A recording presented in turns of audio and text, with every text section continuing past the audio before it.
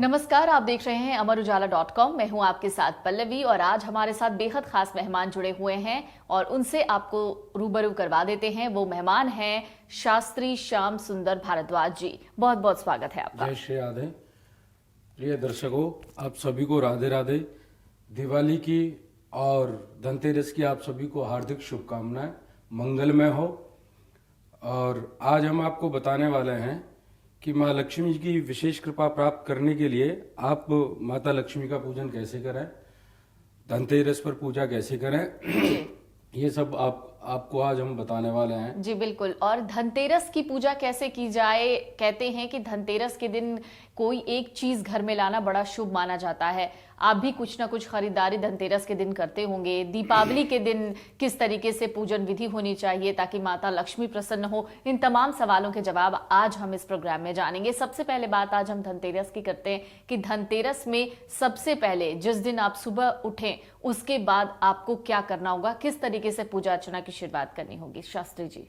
सर्वप्रथम मैं बहुत सारी ज्ञातव्य बातें बताने वाला हूँ आप सभी को कि एक तो विशेष बात यह कि दीपावली वाले दिन लक्ष्मी जी की ही पूजा विशेष क्यों की जाती है जी, भगवान नारायण की पूजा क्यों नहीं की जाती। दूसरा, लक्ष्मी जी के साथ साथ हम गणेश लक्ष्मी की पूजा करते हैं, गणेश जी की पूजा करते हैं। तो प्रथम लक्ष्मी गणेश की पूजा की जाती है। तो लक्ष्मी जी की जब हम पूजा करते हैं तो सर्वप्रथम लक्ष्मी गणेश जी के जो पुत्र हैं वो शुभ और लाभ हैं। शुभ और लाभ के साथ में लक्ष्मी जी की पूजा की जाती है जी। तो पहले जब शुभ योग बनता है, लाभ बनता है तो लक्ष्मी का आगमन होता है जी। और लाभ कब बनता है? जब योग शुभ बनता है जी। तो फिर हम लक्ष्मी माता जी की पूजा करते हैं।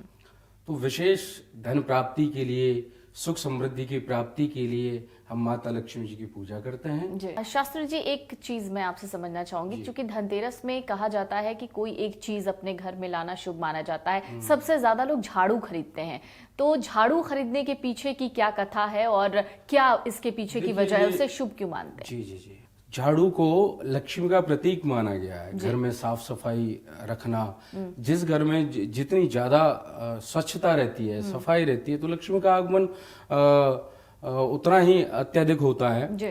और विशेषतः धनतेरस वाले दिन शास्त्रोक्त तो मान्यता यह है कि एक जल का पात्र, कलश खरीदना चाहिए। जी। बाकी और भी बहुत सारी चीजें हैं, कुछ भी खरीद सकते हैं। गहने भी खरीदते हैं, सोने चांदी बिल्कुल बिल्कुल। जी। स्वर्ण खरीदा जाता है, स्वर्ण के सिक्के खरीदे जाते हैं। जिसकी जितनी सामर्थ्य है, सामर्थ्य अनुसार व्यक्ति खरीदता है।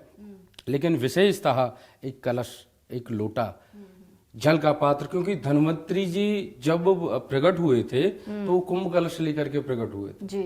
तो शास्त्र में सीरियलों में देखा होगा या पढ़ा होगा तो उसमें वर्णन आता है कि देव दानव संवादे मध्य माने महोदधो। देवताओं में और दानवों में जब संवाद हुआ था तो सुमेरु पर्वत को समुद्र में डाला गया, वासुकी नाग की रस्सी बनाई गई और उसको दही की तरह मथा गया। अच्छा।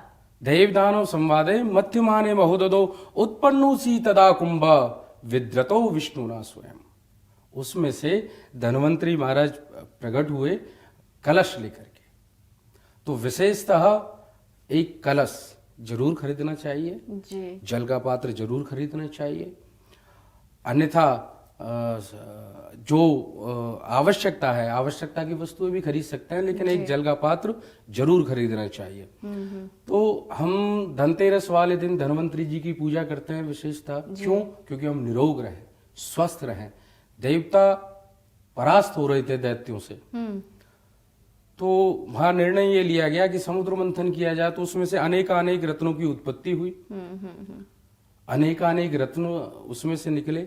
उसी में से एक अमृत का कलश निकला जी। जो भगवान नारायण ने मोहिनी का रूप धारण करके देवताओं को पान कराया। इसलिए कि इनको यश की प्राप्ति हो, ये परास्त ना हो, किसी भी क्षेत्र में, किसी भी कार्य में इनको यश की प्राप्ति हो, कीर्ति मिले।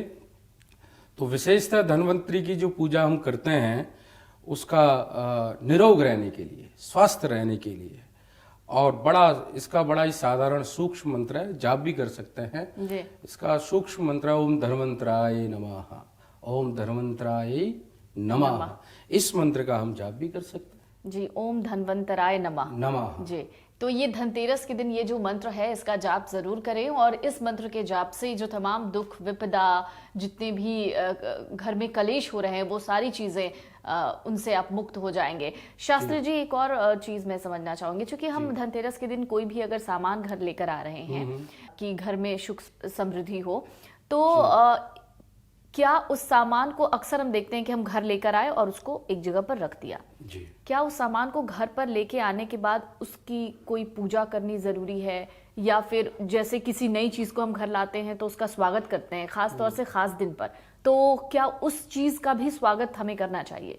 देखिए, जब भी आप धनतेरस पे कोई भी सामग्री खरीदें, कुछ भी जी, तो उसको सर्वप्रथम ला करके और अपने मंदिर में स्थापित करना चाहिए जी, और यथा उसको रखे रहना चाहिए। जी, और दिवाली के पश्चात उसको यूज करना चाहिए, उसका इस्तेमाल करना चाहिए। जी, तो वो जो भी आप खरीद करके लाते हैं वो लक्ष्मी गणेश के समक्ष उनको अर्पण कर देना चाहिए। दिवाली के बाद उसको इस्तेमाल करना चाहिए, इस्तेमाल में लाना चाहिए। उस दिन हम उसका उपयोग नहीं कर सकते हैं जिस दिन हम लेकर आए। नहीं करना चाहिए। जी।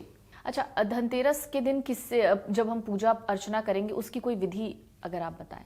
धनतेरस वाले दिन विशेष धन्वंतरी जी की पूजा की जाती है। जी, आप गणेश लक्ष्मी का भी पूजन कर सकते हैं। विशेषतः कलश का पूजन किया जाता है उस दिन।